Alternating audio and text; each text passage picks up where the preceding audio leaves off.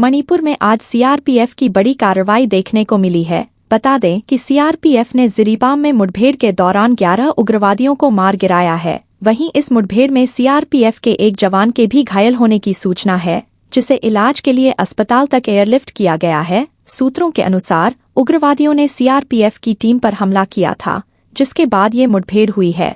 इससे पहले मणिपुर के पहाड़ी और घाटी जिलों में पिछले 3 दिनों के भीतर तलाशी अभियान के दौरान सुरक्षा बलों ने कई हथियार, गोला बारूद और आईईडी जब्त किए हैं।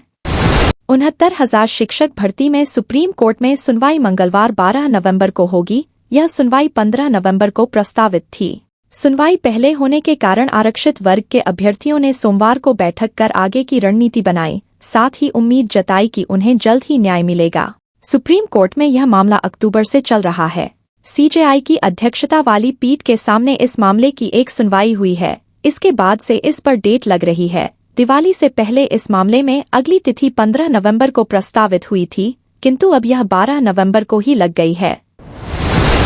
दिल्ली मुंबई एक्सप्रेसवे के लिंक रोड पर मंगलवार को वाहन फर्राटे भरते नजर आएंगे। एनएचएआई द्वारा सेक्टर 65 से दिल्ली के मीठापुर के पास तक लगभग 24 किलोमीटर हिस्सा यात्रियों के लिए खोल दिया जाएगा। ऐसे में वाहन चालक सोहना से दिल्ली मीठापुर तक लगभग 50 किलोमीटर का सफर आसानी से तय कर सकेंगे।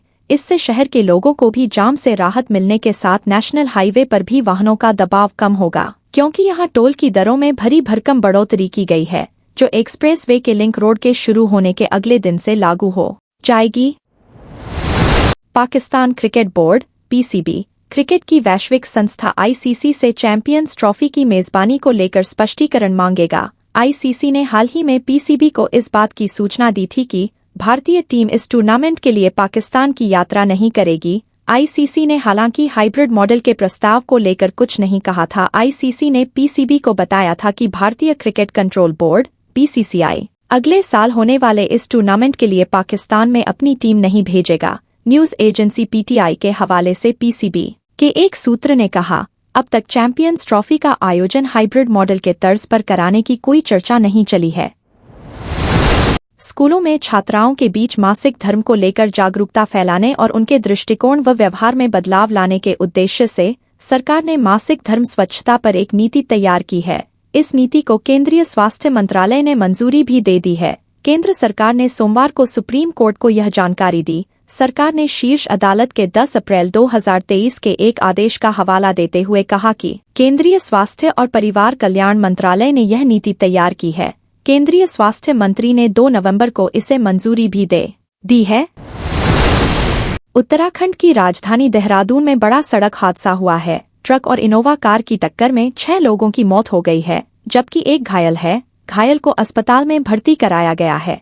मौके पर पहुंची पुलिस ने शवों को क्षतिग्रस्त गाड़ी से निकालकर अस्पताल पहुंचाया है। बताया जा रहा है कि कार सवार सभी छात्र थे। जानकारी के अनुसार देर रात ओएनजीसी चौक पर ट्रक और इनोवा कार की टक्कर हो गई। हादसे में 6 लोगों की मौत हो गई, जबकि एक घायल है। हादसा इतना भीषण था कि कार के परखच्चे उड़ गए। चालक ट्रक छोड़कर मौके से भाग गया। हिंदू पंचांग के अनुसार हर वर्ष कार्तिक माह के शुक्ल पक्ष की एकादशी, जिसे देवउठनी, देवोत्थान और देव प्रबोधिनी के नाम से जाना जाता है, तुलसी विवाह का आयोजन किया जाता है। हिंदू धर्म के अनुसार सृष्टि के पालनहार श्रीहरि भगवान विष्णु देवउठनी एकादशी पर 4 महीने की अपनी योग निद्रा से जागते हैं। भगवान विष्णु के जागने पर इस दिन तुलसी विवाह किया जाता है। भगवान विष्णु के शालिग्राम स्वरूप संग तुलसी विवाह विधि विधान के साथ किया जाता है। धार्मिक मान्यताओं के अनुसार देवउठनी एकादशी पर तुलसी विवाह करना बहुत ही शुभ और मंगलकारी माना जाता है। लखनऊ से 5 बड़े शहरों के लिए AC double decker electric roadways बसें चलाई जाएंगी। पहले चरण में 20 बसें खरीदी जाएंगी। इसके लिए टेंडर किए गए हैं।